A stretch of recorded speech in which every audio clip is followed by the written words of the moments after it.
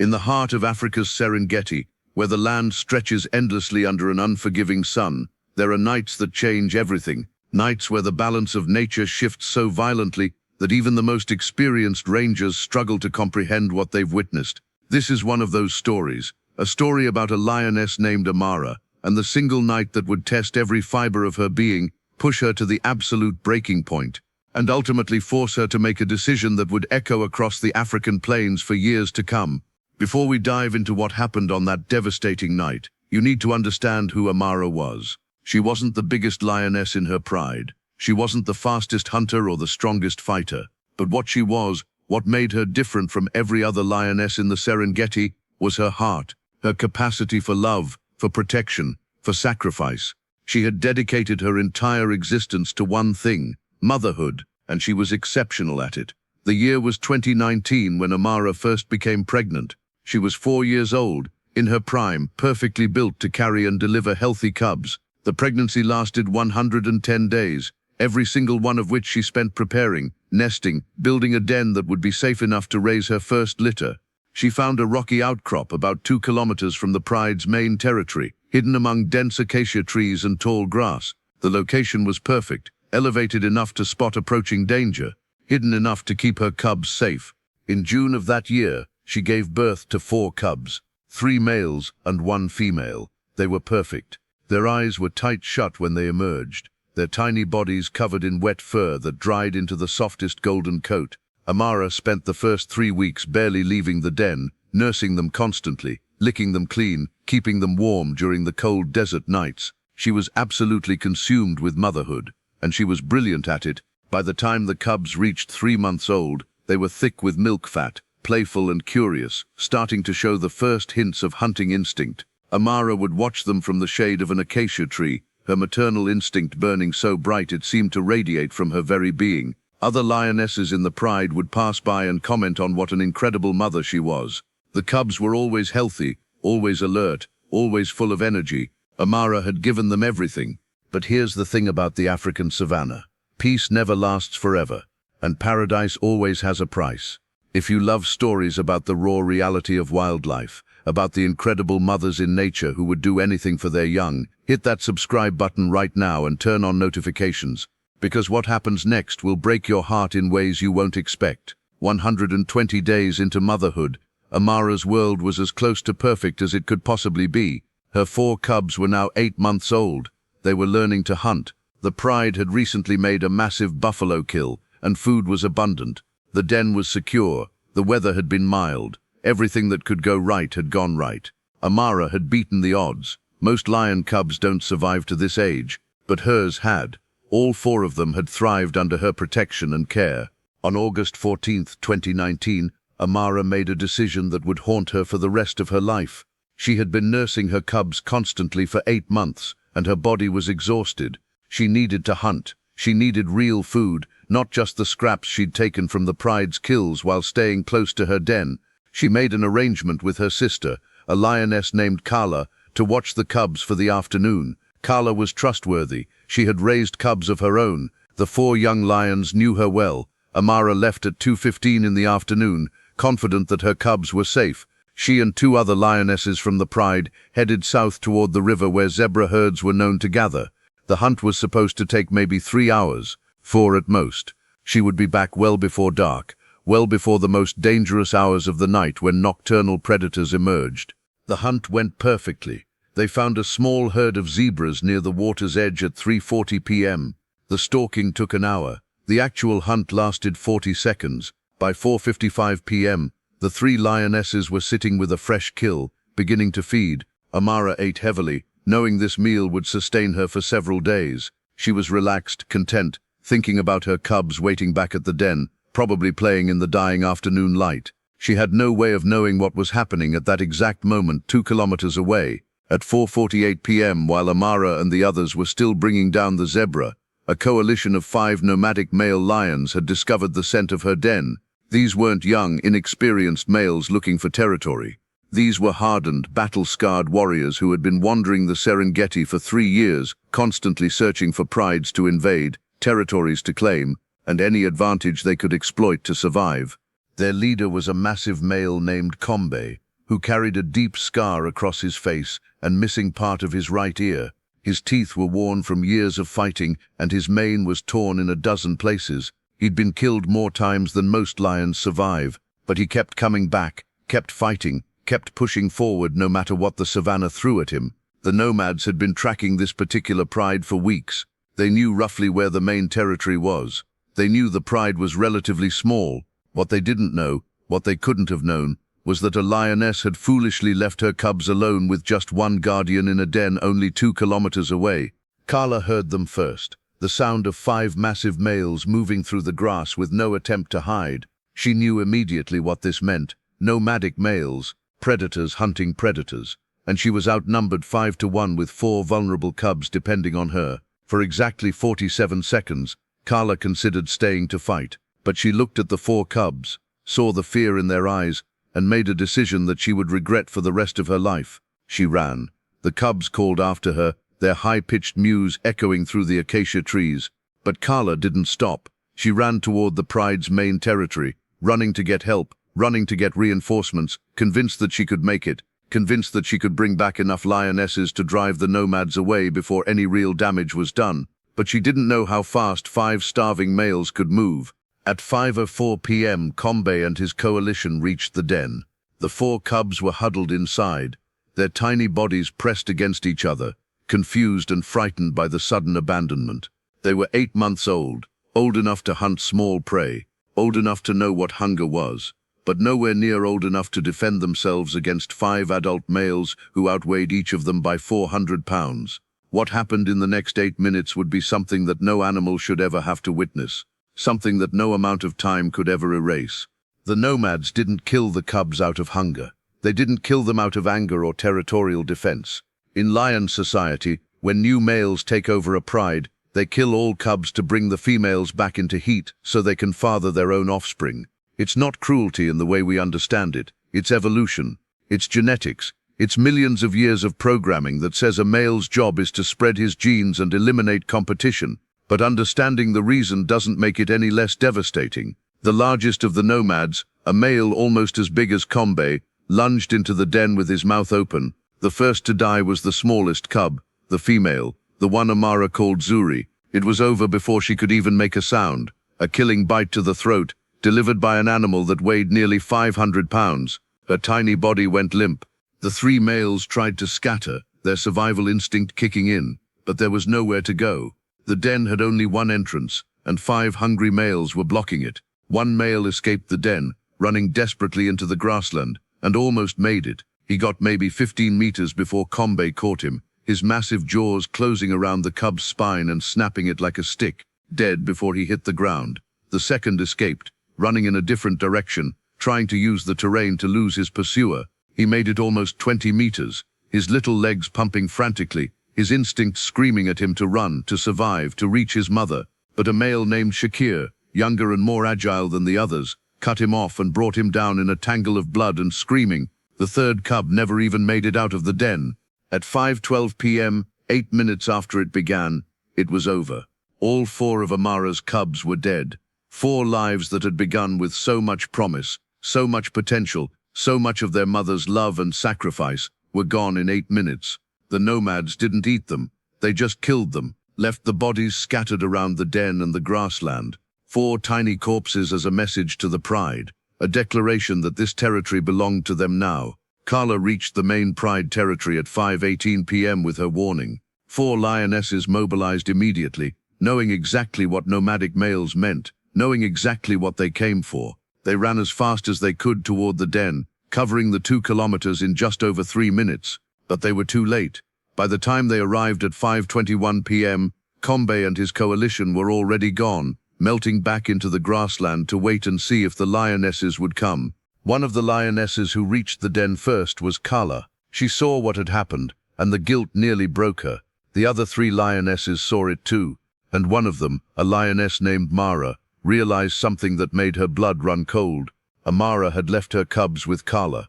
Amara was going to come back to this. At 5:45 p.m., while the nomadic males were still circling at the edges of the pride's territory, Amara returned from the hunt. She was carrying pieces of zebra meat in her belly. She was satisfied. She was content. She was excited to see her cubs, to nurse them, to spend the evening playing with them under the stars. She never made it to the den. The other lionesses intercepted her before she got there. One of them, the eldest female in the pride, stepped in front of her and refused to let her pass. Amara didn't understand at first. She tried to move around her. The old lioness roared, a sound of warning and sorrow mixed together. Amara heard it in that roar. She heard something was wrong. She sprinted for the den, ignoring the other lionesses who tried to stop her. When she got there, when she saw what was left of her 4 cubs, something inside her broke. Something fundamental and irreplaceable, shattered like glass. Her roar that night, rangers who were still in the area said it was the most heartbreaking sound they'd ever heard. It wasn't the roar of a predator or a territorial claim. It was pure anguish, pure devastation, pure maternal grief. She stood over the body of her smallest cub, her daughter Zuri, for 2 hours without moving, just staring, just trying to understand how this was possible, how the universe could be so cruel, how 4 lives she had nurtured, protected and loved more than anything could be snuffed out in 8 minutes. The nomads attacked the pride that night, a coordinated assault on the main camp, trying to drive away the males. There was a violent battle with roars and screaming, and blood spilled across the grassland. The pride managed to drive them back, but it cost them. A young male was seriously injured. 2 lionesses took wounds that would take weeks to heal, but Amara didn't participate in the defense. She stayed at her den, surrounded by the bodies of her cubs, and she grieved. For the next 3 days, she barely moved. She didn't eat. She didn't drink. She didn't rejoin the pride. She simply sat at her den, occasionally touching her cubs' bodies with her nose, as if refusing to accept that they were truly gone. On the 4th day, something began to change inside her. Will Amara give up on motherhood forever? Will she abandon the pride and become a solitary lioness, broken and alone? Or will she make a decision that would shock every researcher monitoring her and change everything we thought we knew about lion behavior? Stay tuned, because what she decides to do next will define the rest of her life. The grief didn't fade. If anything, it got worse. By day 5, Amara had stopped touching her cubs' bodies. She stopped returning to the den altogether. Instead, she wandered the territory alone, her movements erratic and purposeless. She would walk for hours without hunting, without any clear destination in mind. Rangers monitoring her noticed that her behavior had completely changed. Where once she had been focused and determined, constantly vigilant and protective, she now seemed lost, as if she was moving through the world without actually being present in it. On day 7, something changed again. Amara returned to the den, but not to grieve. She methodically buried each of her 4 cubs, digging shallow graves in the earth and covering their small bodies with dirt and rocks. It took her most of the day, but she did it. Rangers watching this behavior through binoculars were stunned. They had never seen a lion show this level of ritualistic behavior. This wasn't instinct. This was something deeper. This was a mother saying goodbye. When she finished, she walked away from the den and never returned to it again. For the next 2 weeks, Amara existed in a state of profound depression. The pride tried to include her in hunts, but she would drift away from the group, her mind clearly somewhere else.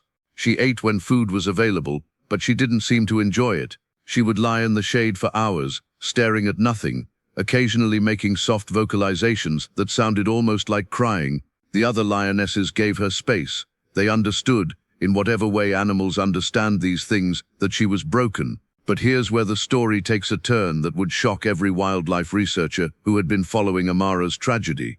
On day 21, after losing her cubs, Amara was resting near a waterhole when she heard a sound that made her entire body go rigid. It was a cub's cry, not from her pride. From somewhere across the territory, a young lion's mew, the distinctive high-pitched sound of a vulnerable baby. Amara's head snapped up, her ears swiveled toward the sound. For the first time in 3 weeks, something flickered in her eyes, something that looked almost like purpose. She followed the sound, moving quickly but carefully, using her nose to track the scent in the air. The cry was coming from the eastern edge of their territory, in an area that was technically claimed by a neighboring pride, but that their lions didn't patrol very heavily. As she got closer, the sound became clearer. It wasn't just one cub. There were multiple cubs, and they sounded distressed. What Amara discovered when she reached the source of the crying would change everything. Beneath an overturned acacia tree, collapsed during a recent storm, was a den. And in that den were 3 lion cubs, maybe 4 months old, huddled together and crying desperately. Their mother was nowhere to be found. There were signs of a struggle around the den entrance. Claw marks, bloodstains. Whatever had happened, it had been violent. The cubs saw Amara emerge at the den entrance and immediately went silent, their young eyes wide with fear. To them, she was just another lion, potentially a threat.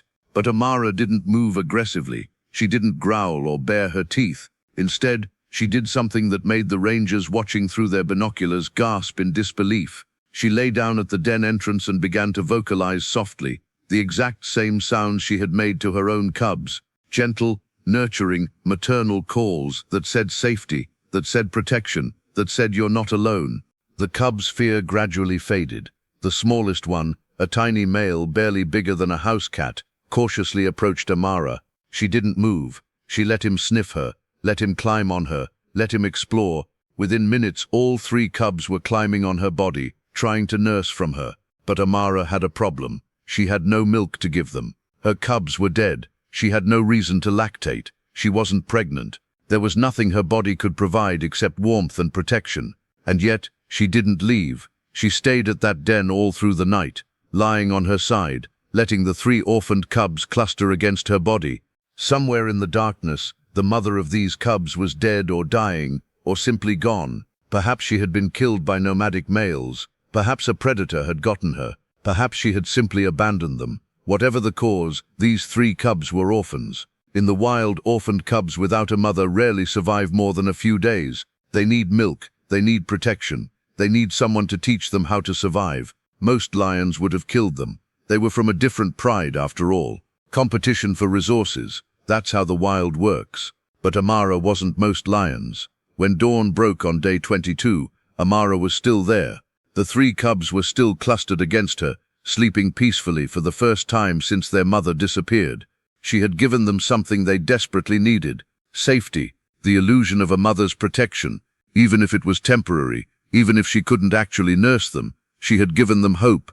Over the next 3 days, Amara made a decision that would define the rest of her life. She began spending more and more time at the orphaned cubs' den. She would leave in the morning to hunt with the pride, and she would return in the afternoon, exhausted and eager to see them. She brought them scraps of meat she had stolen from kills. She licked them clean. She taught them her vocalizations. She became, in every way that mattered, their mother. The pride noticed, of course. They noticed that Amara was spending less time with them and more time at a neighboring pride's territory. Some of the older lionesses seemed to understand what she was doing. They didn't try to stop her. But the younger females, including some of the more aggressive hunters, questioned it. On day 28, one of the younger lionesses followed Amara to the orphaned cubs' den. When she arrived, she found Amara lying protectively over the 3 cubs, asleep. The younger lioness, a female named Zara, who had always been somewhat aggressive, made a decision in that moment that would either save the cubs or condemn them. She could have killed them. She could have let out a roar that brought other lionesses, and together they could have eliminated the competition. Instead, something in her saw what Amara was doing and chose not to interfere. Perhaps she saw the way Amara's body curved around the cubs protectively. Perhaps she remembered losing her own mother as a young lion. Perhaps she simply understood that some things transcended territorial disputes. Zara turned around and walked away. She never told the others about the orphaned cubs. By week 6, something remarkable was happening. Amara's body had actually begun to produce milk. It wasn't much, not enough to fully sustain 3 growing cubs, but it was enough. Her body, responding to the constant attention and suckling of the orphaned cubs, had essentially restarted her lactation cycle. She was producing milk for cubs that weren't biologically hers, milk for cubs from a rival pride, milk for cubs that she had chosen to mother. The rangers monitoring the situation were absolutely stunned. Dr. Catherine Mbatha, one of the lead researchers studying the pride, wrote in her field notes, "I have never in 15 years of studying African lions witnessed anything like this. Amara should have rejected these cubs. She should have killed them or left them to die. Instead, she is actively lactating for them, investing her own energy and resources into their survival. This isn't instinct. This is choice. This is something that approaches what we would call compassion in humans."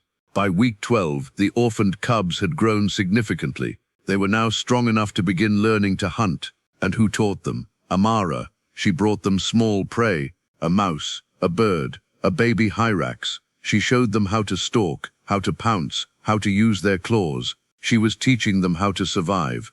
But there was a problem developing. The male cubs, now 4 months old, were beginning to show signs of aggression toward Amara. In lion society, as cubs grow, they eventually challenge their mother for dominance. It's a natural progression. It usually ends with the mother driving the young males away when they reach a certain age. This is what should happen. This is what has always happened. But Amara seemed unwilling to do it. On day 90, something happened that would test Amara's commitment to motherhood in a way she never could have anticipated. A ranger found one of the 3 cubs, the smallest one, with a serious injury. His back leg was badly hurt, possibly broken, possibly infected. In the wild, an injured cub with an absent mother would die within days. Predators would find him, infection would set in, he would suffer, and then he would perish.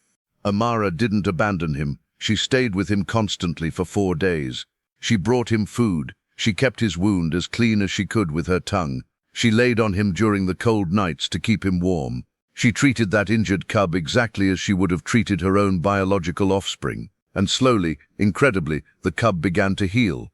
By day 120, all 3 orphaned cubs had grown into young adolescent lions. They were still smaller than cubs born to healthy mothers would have been at this age, but they were alive. They were healthy. They were learning to hunt and survive because Amara had chosen to raise them.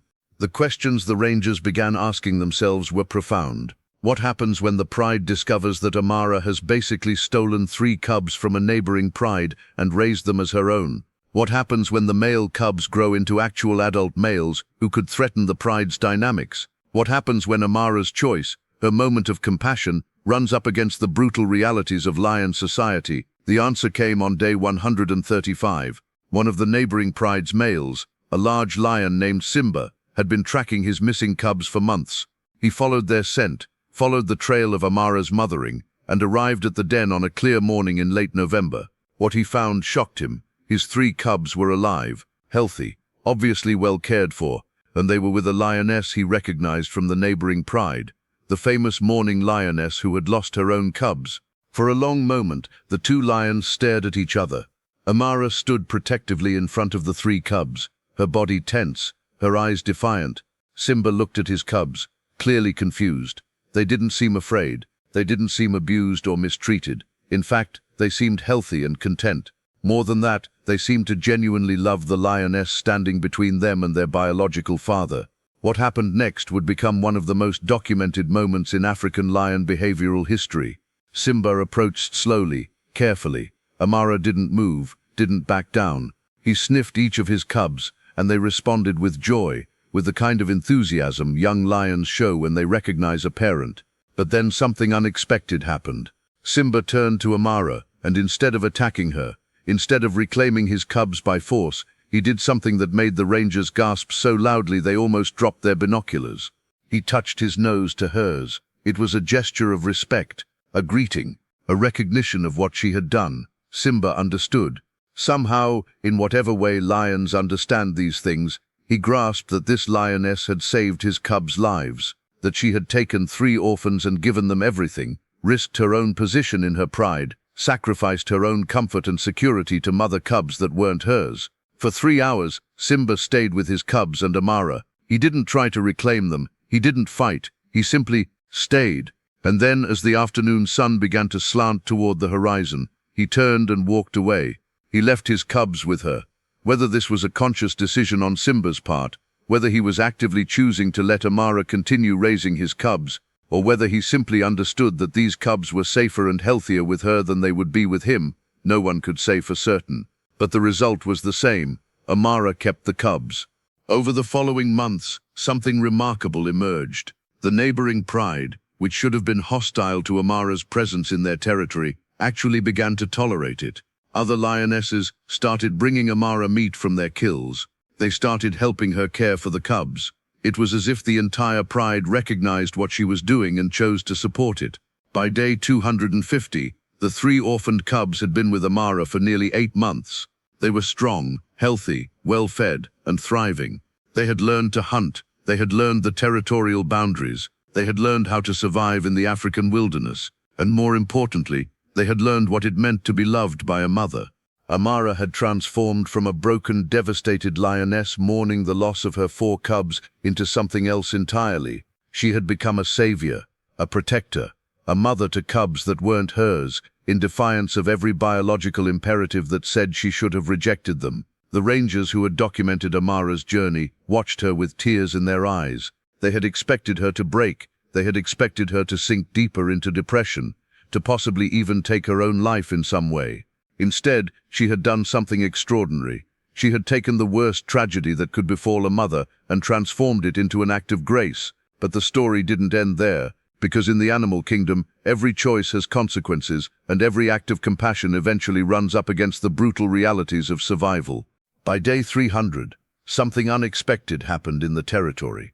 The male cubs that Amara had raised, now nearly a year old, began to show signs of challenging her authority. This is natural. This is how lions evolve from dependence to independence. But what made this situation different was that these weren't her biological sons. They weren't genetically programmed to respect her in the same way cubs born to a lioness typically respect their mother. The smallest of the 3, the one whose leg Amara had nursed back to health, was the first to challenge her. His name, according to the rangers, was Kavi, and Kavi had grown into a strong, confident young male. His injury had healed completely, leaving only a faint scar. He had learned to hunt from Amara, had learned her territory, had learned her strength. One afternoon, as Amara was resting in the shade after a hunt, Kavi approached her in a way that was subtly disrespectful. His posture was slightly too aggressive. His growl was slightly too confident. It was the kind of behavior that typically precedes a challenge for dominance. Amara didn't kill him. She didn't even seriously injure him. Instead, she did what any mother would do. She corrected him. She knocked him down. She held him against the ground for several seconds, making it clear that she was still the authority, still the one in charge. Kavi submitted, his ears flat against his head, his body going limp in the way that young lions do when they accept defeat from a superior. But something had changed. A line had been crossed. Kavi now knew that he could challenge Amara, and he would survive it. This knowledge would fester in his mind over the coming weeks. By day 350, Kavi and his 2 brothers had grown into fully adolescent males. They were approaching that critical age where instinct would drive them out of their mother's territory. In normal circumstances, a mother lion would begin actively driving them away at this point. She would become hostile, would make it clear that they were no longer welcome, would force them into independence and out into the wider world to find their own territories. But Amara couldn't do it. Every time she looked at Kavi, every time she saw that scarred back leg, she was reminded of the moment she found him dying and chose to save him. The bond between them, though different from the bond she had shared with her own cubs, was genuine and deep. She couldn't bring herself to drive them away. The neighboring pride noticed this. The other lionesses began making subtle moves to push the young males out. They would growl when Kavi and his brothers approached kills. They would block them from water sources.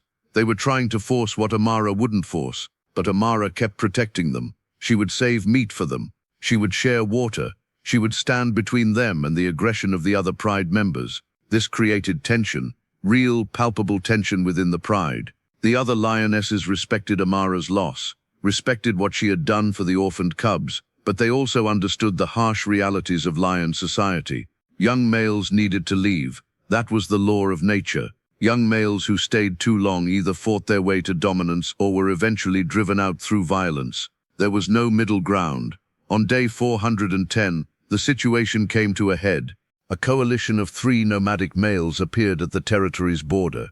These weren't the same males who had killed Amara's original cubs, but they were similar, hungry, desperate, looking for any opportunity to invade a pride's territory and take over. When they saw Kavi and his 2 brothers, they saw what they thought was an easy target. 3 young males who were still learning to fight, still developing their strength. The nomadic males attacked at dawn. The battle was fierce and brutal. Kavi and his brothers fought harder than anyone expected them to. They fought like they had something to prove, like they understood, on some instinctual level, that this was the moment that would define whether they survived or died. But 3 young males against 3 experienced nomads was never going to be an easy fight. Amara heard the sounds of combat from where she was resting with the female cubs and immediately knew what was happening. She sprinted toward the fighting without hesitation.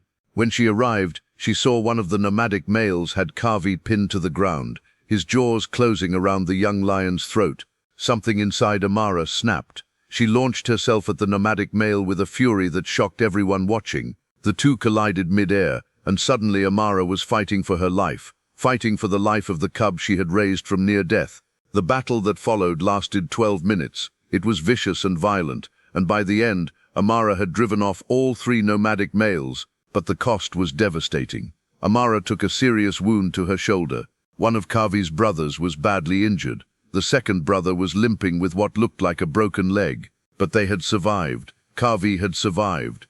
As Amara stood there, bleeding from her wound, breathing heavily, looking at the young lion she had saved and then fought for again, something crystallized in her mind.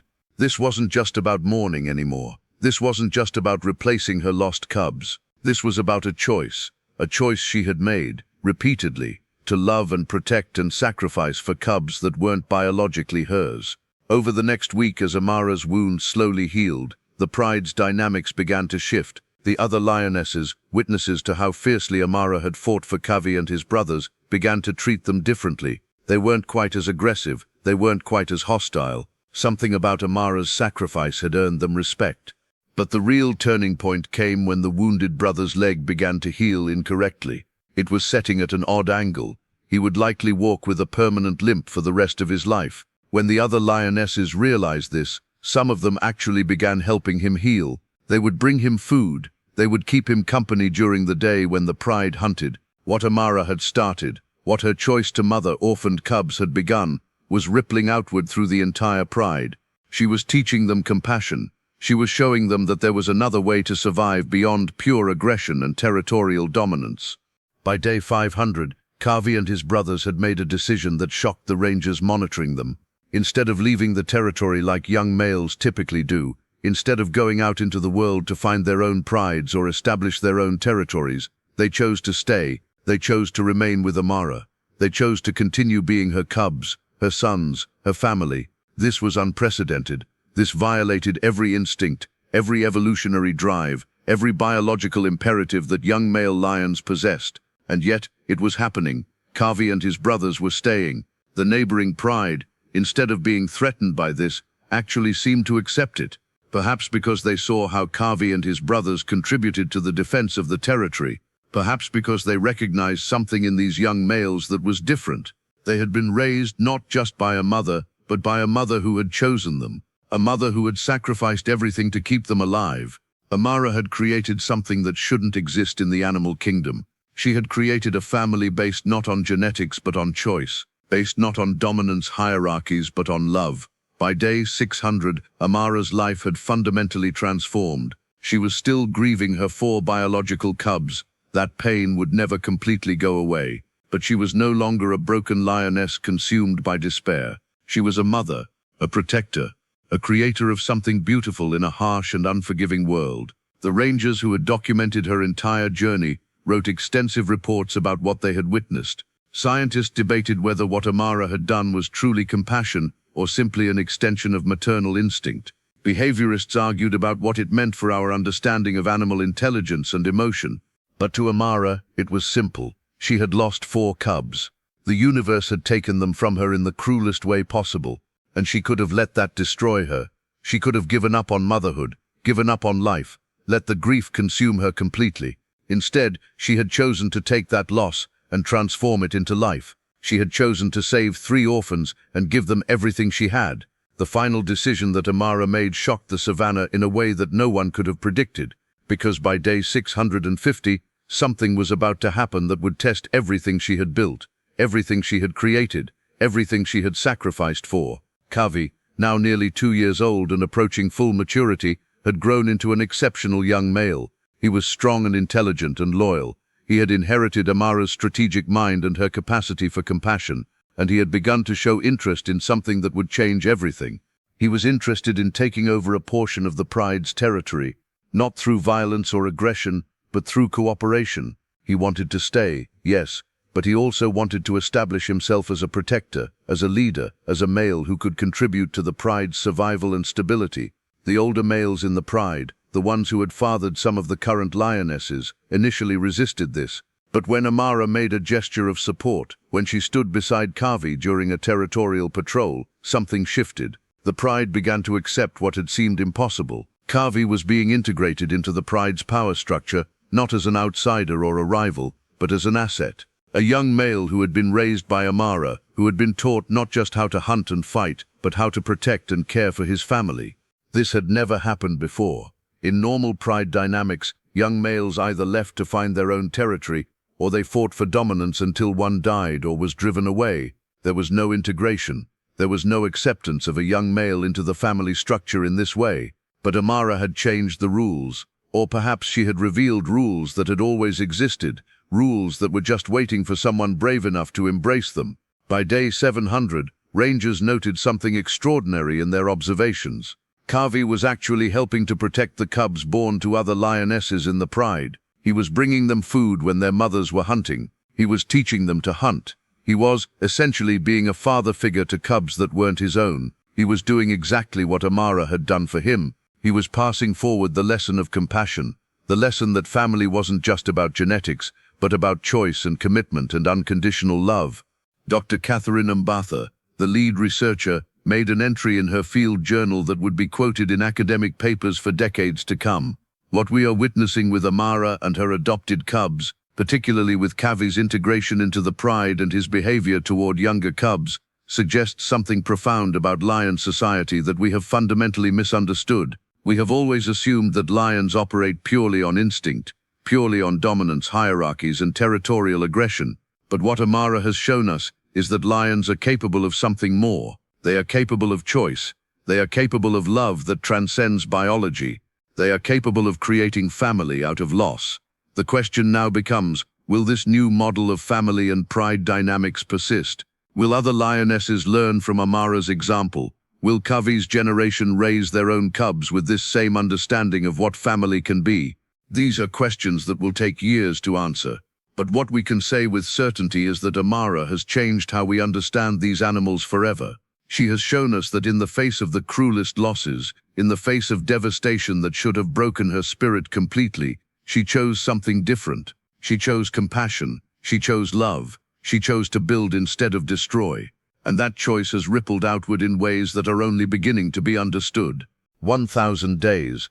That's how long the Rangers had been documenting Amara's journey. From the moment she lost her 4 biological cubs to the current day, when she stood as the matriarch of a pride that functioned in a way no lion pride had ever functioned before. 1,000 days of transformation. 1,000 days of a lioness teaching an entire ecosystem that there was another way to survive. But as with all great stories, as with all profound journeys, there comes a moment when everything is tested, when all the progress, all the growth, all the beauty that has been built is threatened by the harsh realities of the world. That moment came on a day that started like any other.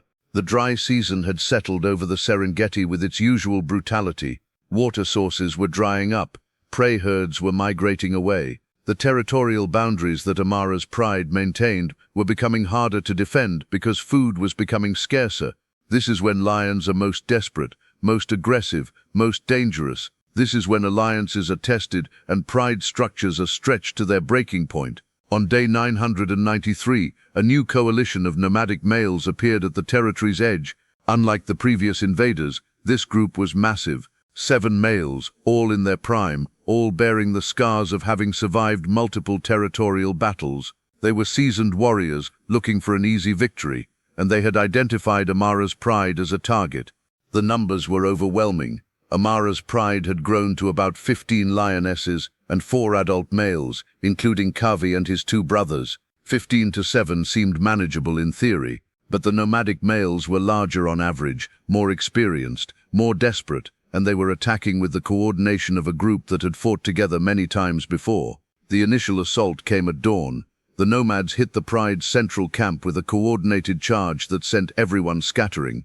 Amara immediately positioned herself protectively around the youngest cubs. Kavi and his brothers rushed forward to meet the invaders. The battle that erupted was chaos and violence, and the kind of brutality that defined survival in the African wilderness.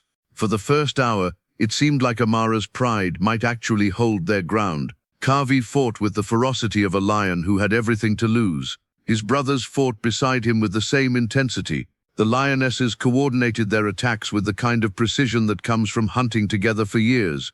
They were holding, They were surviving. But then, in the middle of the fight, one of the nomadic males made a strategic decision that changed everything. Instead of continuing to fight the adult males, instead of pushing forward toward the center of the pride, he circled around. He was going for the cubs. He found them clustered near a rocky outcrop where Amara had hidden them with two older lionesses standing guard. The nomadic male didn't hesitate. He charged directly at the cubs, his massive body moving with terrifying speed, his jaws open, his intent clear. Amara saw it happening. Even in the middle of her own fight, even while defending herself against two nomadic males, she somehow sensed the danger to her cubs. She broke away from her attackers and sprinted toward the rocky outcrop. She was 20 meters away when the nomadic male reached the cubs. What happened next would be seared into the memories of everyone who witnessed it. Amara didn't slow down. She didn't calculate angles or plan her attack. She simply threw herself at the nomadic male with a ferocity that shocked even the most experienced rangers. The two collided in mid-air, crashing to the ground in a tangle of teeth and claws. The nomadic male was larger. He was heavier. He had more experience fighting in these kinds of direct confrontations. But Amara had something he didn't have. She had everything to lose. She had cubs depending on her. She had a purpose. She had a reason to fight that transcended simple territorial dominance. She was fighting for her family. The battle between them lasted 3 minutes. 3 minutes of pure violence, of blood spilling onto the rocky ground, of roars so loud they echoed across the entire territory.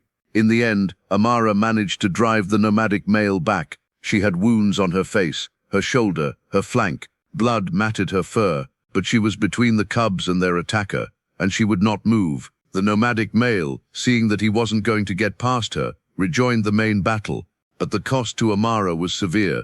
The wounds she sustained during that 3-minute fight were serious. One of the claw marks across her face had torn into her left eye. She could still see out of it, but her vision was compromised. The wound on her shoulder was deep, dangerously deep, and wouldn't stop bleeding.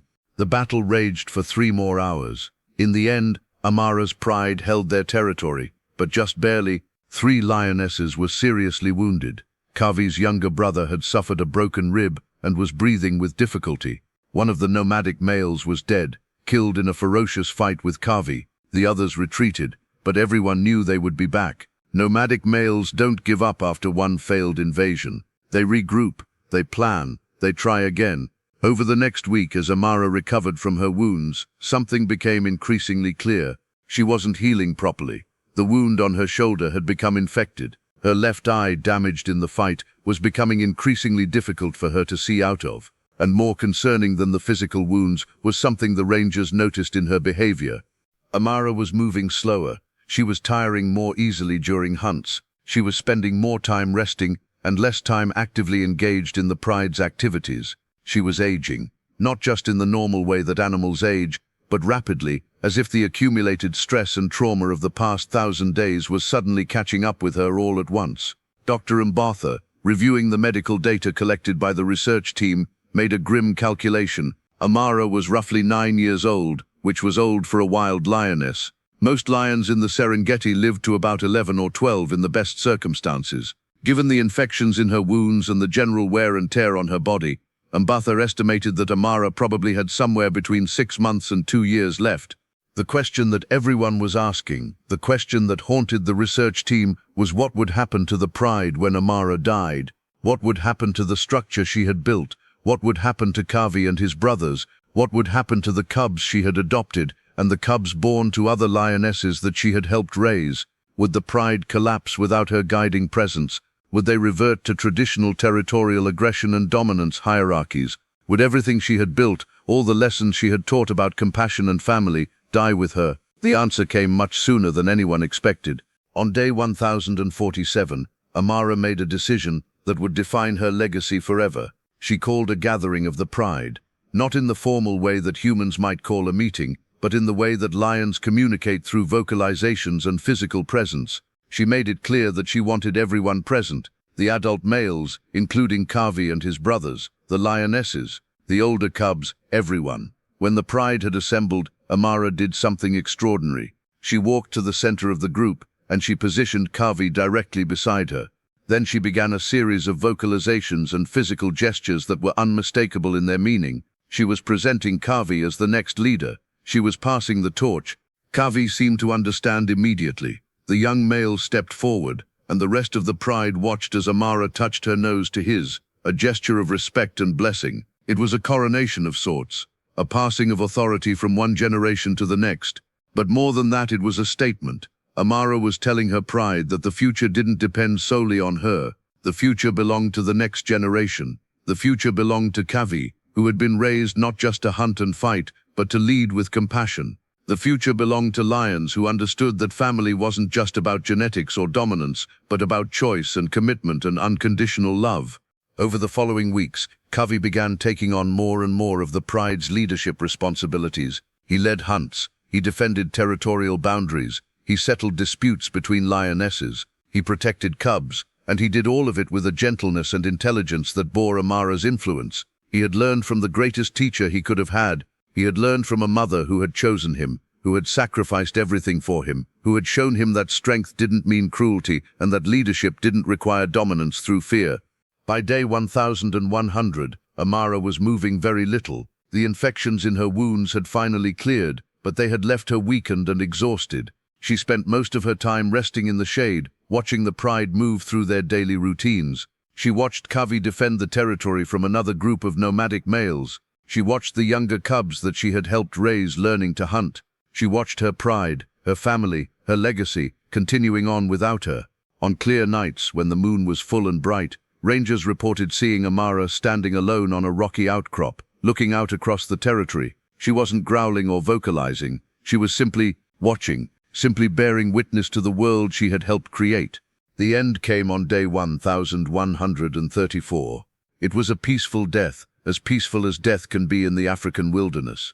Amara simply lay down one evening and didn't get up the next morning. She had been sleeping in a spot near the rocky outcrop where she had hidden her adopted cubs all those years ago. The spot held meaning, the spot held memory, the spot held the beginning of everything that had come after. When Kavi found her, when the young male realized that his mother, the lioness who had saved him, who had raised him, who had taught him everything he knew about love and compassion and what it meant to be a family, was gone, he did something that the rangers had never seen a lion do before. He called. It wasn't a territorial call or an alarm call or a hunting call. It was a mourning call, a sound of pure grief and loss. And within minutes the entire pride was gathering around Amara's body, making the same mournful vocalizations. They were grieving her. They were mourning the loss of their matriarch, their mother, their leader. The funeral lasted until sunset. The pride stayed with Amara's body, making soft vocalizations, occasionally touching her with their noses, as if they couldn't quite believe she was gone. Kavi stayed closest to her, lying down beside her body, his large frame protecting her even in death. When darkness fell, the pride dispersed to their resting areas. But Kavi remained. All through that night, he stayed beside his mother, keeping vigil over the lioness who had saved his life, who had raised him, who had given him everything. By morning, scavengers had begun to gather. Hyenas circled at a distance. Vultures gathered in nearby trees. This is the way of the savannah. Death feeds life. The cycle continues. But when the hyenas attempted to approach Amara's body, Kavi stood over her and growled them away. He would not let her be desecrated. He would not let the scavengers destroy this lioness who had meant so much. For 2 full days, Kavi kept vigil. He drove away hyenas. He chased off vultures. He stood guard over the body of the lioness who had chosen him. And in doing so, he performed a ritual that seemed almost human in its meaning. He was honoring his mother. He was showing respect. He was saying goodbye. On the 3rd day, when decomposition had begun and Kavi finally allowed the scavengers to approach, he walked away from that spot and never looked back. Not because he didn't care, but because he understood something that Amara had taught him. Life continues. The pride continues. The future continues. And it was his responsibility now to carry forward what Amara had started. In the months that followed, the pride thrived under Kavi's leadership. The structure Amara had built held firm. The lessons she had taught about compassion and family didn't disappear with her death. Instead, they became embedded in the pride's culture. Young cubs were taught not just how to hunt and fight, but how to take care of each other, how to protect the weak, how to value family not just because of genetics, but because of choice and commitment. Other prides in the region noticed the difference. They noticed that Amara's pride operated with a cooperation and a gentleness that was rare among lions. They noticed that this pride didn't kill every orphaned cub they encountered. They noticed that this pride had developed something approaching what could only be called a culture of compassion. Some of the other prides, particularly the younger lionesses, began to adopt similar practices. They began to take in orphaned cubs. They began to value cooperation over dominance. They began to see family as something more than just a territorial unit, something more than just a genetic line. They were learning from Amara's example, learning from the pride that had been shaped by her loss and her choices. By year 3 after Amara's death, the entire region had begun to shift. Researchers noted an unexpected increase in orphaned cub survival rates. They noted increased cooperation between different pride groups. They noted behaviors that seemed to suggest that lions in this region had adopted a fundamentally different approach to social organization, all of it traced back to one lioness who had lost everything and chosen to build instead of destroy. One lioness who had taken the worst tragedy that could befall a mother and transformed it into something beautiful. The rangers who had documented Amara's entire journey compiled their findings into a massive research paper that was published in multiple scientific journals. The paper challenged everything that had been assumed about lion behavior. It suggested that lions possessed far greater capacity for emotion, for memory, for choice, for something that could be called morality than anyone had previously believed. But more than the scientific impact, more than the academic recognition, Amara's story touched something deeper in the humans who had witnessed it. It reminded them that even in the harshest environments, even in the most brutal and unforgiving circumstances, compassion was possible, choice was possible, love was possible. Years after her death, tourists visiting the Serengeti would ask their guides about Amara. They would ask to visit the rocky outcrop where she had hidden her adopted cubs. They would ask about the young lion Kavi who had been her son and who now led the pride with gentleness and intelligence. They wanted to understand how a lioness could lose everything and choose to give everything. They wanted to understand what had driven her to make the choices she had made. Dr. Mbatha, in an interview conducted 5 years after Amara's death, tried to explain it this way. I've spent my entire career studying animals. I've witnessed incredible feats of hunting and survival. I've seen displays of aggression and dominance that would shock most people. But nothing I've ever witnessed compares to what Amara did. She didn't do what she did because of instinct. She didn't do it because of genetics or evolutionary programming. She did it because she made a choice. She lost 4 cubs and faced a moment where she could have given up completely. Instead, she chose to save 3 others. She chose to love. She chose to build. And in doing so, she changed an entire ecosystem. She changed how we understand these animals. She changed how I understand what it means to be alive.